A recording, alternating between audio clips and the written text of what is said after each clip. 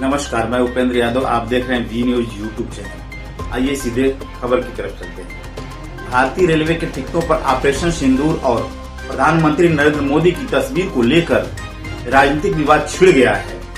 ऐसा लगता है कि कम से कम सरकारी विज्ञापनों के लिए एक न्यू नॉर्मल स्थापित हो गया है। भारतीय जनता पार्टी यानी भाजपा के नेतृत्व वाली राष्ट्रीय जनतांत्रिक गठबंधन एनडीए सरकार ने ऑपरेशन सिंदूर को बढ़ावा देने का एक नया तरीका खोज निकाला है। इस नए प्रचार से असंतुष्ट विपक्षी दलों ने इसे चुनावी लाभ के लिए सैन्य अभियानों का घोर राजनीतिकरण बताते हुए इसकी निंदा की है। कई सोशल मीडिया यूजर्स ने भी इसकी आलोचना की। सोशल मीडिया पर साझा हो रहे एक कथित विज्ञापन में नरेंद्र मोदी की तस्वीर के साथ लिखा है, ऑपरेशन सिंदूर ने आतंक के खिलाफ लड़ाई में एक नई लकीर खींच दी है, एक नया पैमाना न्यू नॉर्मल तय कर दिया है। विपक्ष इस विशेष प्रकार की देशभक्ति को स्वीकार नहीं कर रहा है। एआईसीसी सदस्य और कांग्रेस के लोकसभा सचेतक मणिक टग्गर ने एक्स पर चुटकी लेते हुए कहा, ऑपरेशन सिंदूर अब शैम्पू की तरह बेचा जा रहा है, रेलवे टिकट पर छपा है, किसी उत्पाद की तरह विज्ञापित किया जा रहा है। उन्होंने आगे पूछा, जबकि ट्रंप ने दावा किया कि उन्होंने 4 बार मध्यस्थता की और युद्ध विराम हासिल किया, मोदी एक बार भी इससे इनकार नहीं किया है। कोई इनकार नहीं, सिर्फ मार्केटिंग। बहुजन समाज पार्टी के सांसद कुंवर दानिश अली ने प्रधानमंत्री पर युद्ध और शहादत को अवसर के रूप में देखने का आरोप लगाया है और सैनिकों की तुलना में मोदी की छवि को बढ़ावा देने को अहंकार की पराकाष्ठा बताया।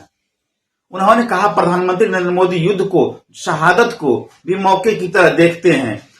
मासूम जनता का खून बहा, जवानों ने जान की परवाह किए बिना पाकिस्तान को जवाब दिया और इन्होंने एक नया पोस्टर लॉन्च कर दिया, जो शहीद हुए उनका न कोई नाम न चेहरा, अपने लिए सब कुछ, तस्वीर और प्रचार। आत्ममुग्धता की हद होती है। वरिष्ठ कांग्रेसी नेता कमलनाथ के सलाहकार पीयूष गोयल, जिन्होंने इस टिकट को पोस्ट किया था, इन्हें सरकार पर विज्ञापन ग्रस्त होने और विशेष रूप से बिहार के मतदाताओं को लुभाने के लिए सेना की वीरता को एक उत्पाद की तरह बेचने का आरोप लगाया। गोयल ने एक्स पर एक पोस्ट में कहा, इस बात का उदाहरण है कि मोदी सरकार किस कदर विज्ञापन जीवी है। रेलवे टिकट पर ऑपरेशन सिंदूर को मोदी विज्ञापन के तौर पर इस्तेमाल कर रहा है। ये सेना के प्रकाष्ठा को भी प्रोडक्ट के रूप में बेचा जा रहा है। इनसे देशभक्ति नहीं सौदेबाजी हो सकती। भारतीय रेलवे ने भी इस पर गंभीरता से प्रतिक्रिया दी। अधिकारी दिलीप कुमार ने इंडिया टुडे को बताया कि रेलवे को ऑपरेशन सिंदूर की सफलता के लिए सशक्त बलों पर गर्व है। उन्होंने विज्ञापन को एक श्रद्धांजलि और संदेश फैलाने का एक राष्ट्रव्यापी अभियान का हिस्सा बताया। इसी बीच आईआरसीटीसी के पीआरओ वीके भट्टी ने दैनिक भास्कर अंग्रेजी को बताया कि टिकटों पर छपा संदेश कोई विज्ञापन नहीं है, बल्कि जनता के बीच साझा किया जा रहा एक संदेश है। उल्लेखनीय है कि यह ताजा प्रचार अभियान भाजपा द्वारा हाल ही में शुरू की गई तिरंगा यात्रा के बाद आया है, जो राष्ट्रीय सुरक्षा उपलब्धियों को प्रदर्शित करने वाली एक और भव्य यात्रा है। विशेष रूप से बिहार जैसे राज्यों में जहां आगामी चुनाव होने वाले हैं, वहीं लंदन के रहने वाली कश्मीरी अकादमी और लेखिका निताशा कौल ने, जो मोदी सरकार की आलोचक रही हैं, ने रविवार को 18 मई को बताया कि केंद्र सरकार ने उनके ओवरसीज सिटीजन ऑफ इंडिया का दर्जा रद्द कर दिया है। रिपोर्ट के मुताबिक निताशा ने इसे गलत नियत और बदले की भावना से किए गए अंतर्राष्ट्रीय दमन का एक क्रूर उदाहरण बताया है।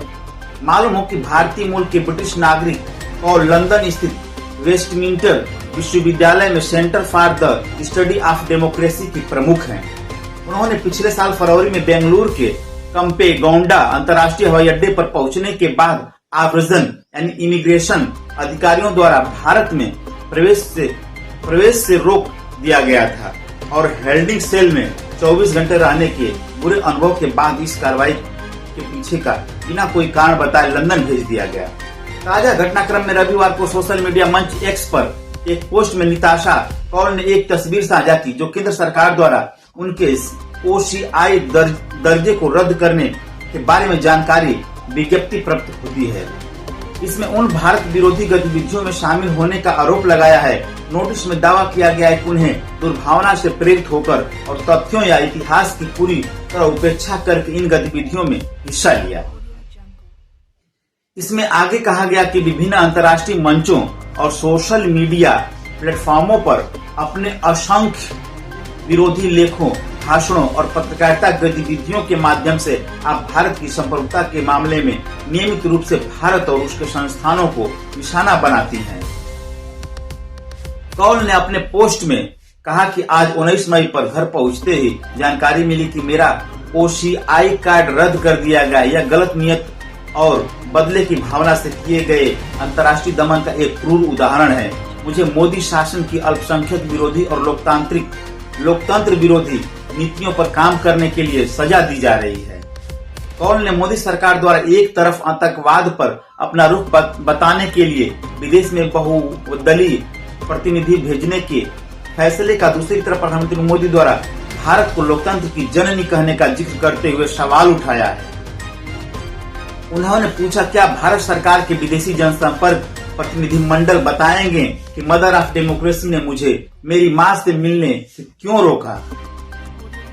उन्होंने पिछले साल मीडिया को बताया कि उनकी बीमार मां भारत में रहती हैं। कौल ने रविवार को कहा, यह एक क्षुद्र असुरक्षा की भावना है जिसमें नेक इरादे वाली असहमति के लिए कोई सम्मान नहीं है, जो भारत में नागरिकों को गिरफ्तार और जेल में डालती है और भारत के विदेशी नागरिकों को परिवार तक पहुंचने से रोकती है। उल्लेखनीय है कि निताशा की पोस्ट उस दिन आई जब हरियाणा पुलिस ने अशोका विश्वविद्यालय के राजनीतिक विज्ञान के प्रमुख अली खान महमूदाबाद को गिरफ्तार किया और उनके खिलाफ देशद्रोह के साथ साथ धार्मिक भावनाओं को ठेस पहुंचाने और समूहों के बीच दुश्मनी को बढ़ावा देने के आरोप लगाए।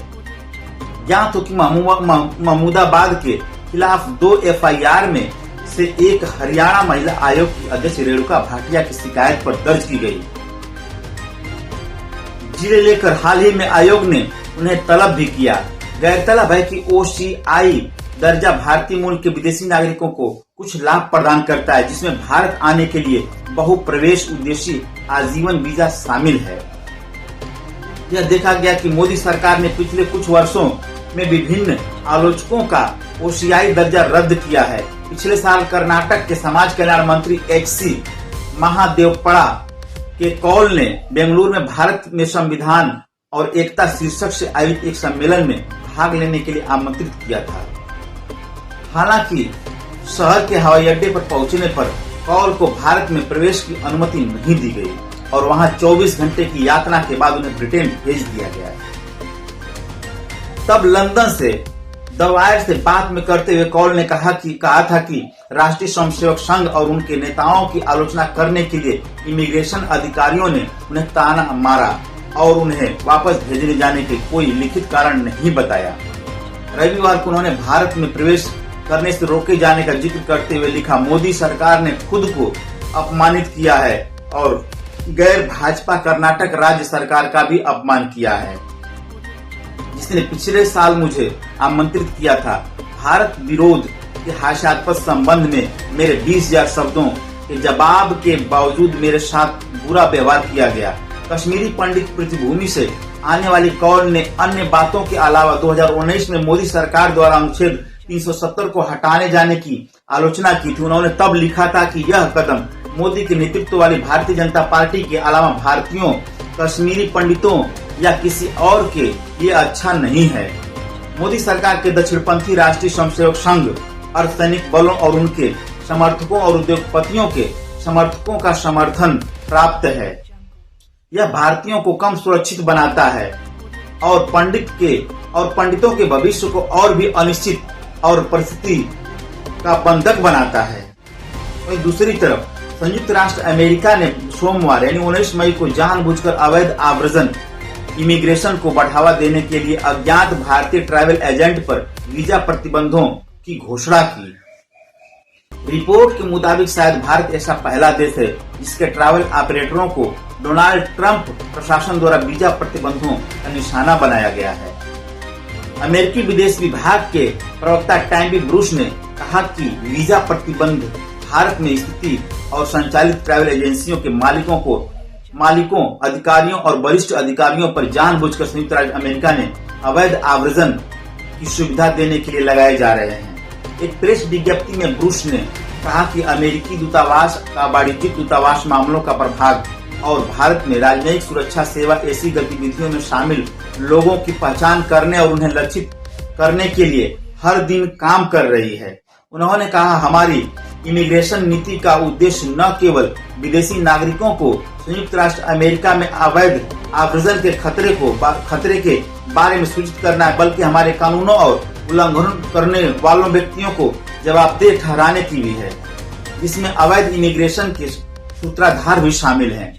विदेश विभाग के प्रवक्ता ने कहा कि वीजा प्रतिबंध आव्रजन और राष्ट्रीयता अधिनियम की धारा 212(a)(3)(c) के तहत लगाए गए। इस धारा के तहत अमेरिकी विदेश मंत्री किसी गैर नागरिक को प्रवेश देने से मना कर सकते हैं यदि संयुक्त राष्ट्र अमेरिका में उनकी स्थिति या गतिविधियों से संभावित रूप से गंभीर प्रतिकूल विदेशी नीति परिणाम हो सकते हैं। हालांकि ऐसा पता चला है कि जिन व्यक्तियों को निशाना बनाया जा रहा है उनके नाम वीजा रिकॉर्ड गोपनीयता के कारण सार्वजनिक नहीं किए जाएंगे। ज्ञात हो कि ट्रंप प्रशासन का दूसरे कार्यकाल की शुरुआत से ही आव्रजन पर सख्त रुख देखने को मिला है। इसमें भारतीय प्रवासी अमेरिकी अधिकारियों के लिए एक प्रमुख फोकस के रूप में उभरे हैं, जिसकी शुरुआत विदेश मंत्री मार्को रूबियो की भारतीय विदेश मंत्री एस जयशंकर के साथ पहली बैठक से हुई थी। राष्ट्रपति ट्रंप के दूसरे शपथ ग्रहण के 2 सप्ताह बाद 104 अवैध भारतीय नागरिकों को लेकर एक अमेरिकी सेना का विमान अमृतसर में उतरा था। इन लोगों की भारत वापसी ने देश में राजनीतिक विवाद खड़ा कर दिया था, जब यह सामने आया कि महिलाओं सहित कई निर्वासितों को 40 घंटे की यात्रा के दौरान बेड़ियों में जकड़ कर रखा गया था। भारत सरकार के आंकड़ों के अनुसार फरवरी में 3 सैन्य विमानों से 333 भारतीय नागरिकों को भारत वापस भेजा गया। हालांकि अमेरिका ने जल्द ही इन निर्वासन कार्यों के लिए सैन्य विमानों के उपयोग को निलंबित कर दिया। वॉल स्ट्रीट जर्नल के अनुसार प्रत्येक उड़ान की लागत लगभग 2 मिलियन अमेरिकी डॉलर थी, जो बहुत महंगी साबित हुई। इसके बाद निर्वासित लोगों को पहले पनामा और इक्वाडोर के हिरासत केंद्रों में भेजा गया और फिर उन्हें वाणिज्यिक उड़ानों से भारत भेजा गया। माना जाता है कि इस मार्ग से लगभग 300 भारतीय नागरिक वापस लौटे हैं।